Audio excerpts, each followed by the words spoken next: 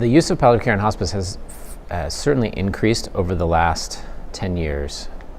The shift towards value-based care models, given that the fundamental principle behind palliative care is really about quality and value at the patient and caregiver level. So value-based models see that as an important aspect, and so yes, we have seen increases in palliative care programs, and I think some of that is absolutely due to payment models.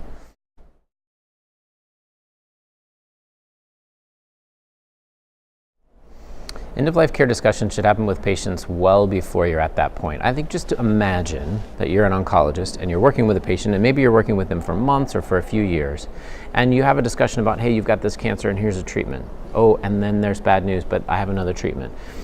At some point, you run out of treatment options, and then you face a discussion about talking about end-of-life care. Well, that's an awfully big discussion.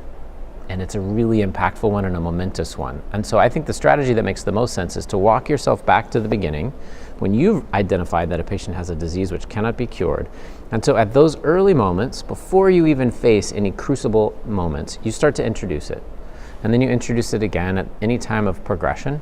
And that way, when you reach that point where you do not have any additional treatment options that make sense, it's a much simpler conversation. The patient likely is already aware, but that might sound something like, you know, how we've been talking over time, that at some point we were going to reach a place where I didn't have any additional treatment options.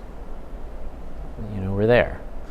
And odds are that conversation, if you imagine the one that you might have had to have without having any preparation versus that, it really alters the arc of the whole thing. So, but it starts, the inflection point can be modest, can be mild, months or years earlier, as opposed to a giant inflection point if you wait until the end.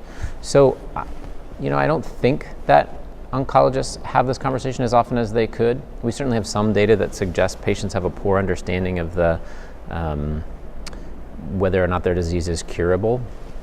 And so it certainly suggests that we could be doing this earlier.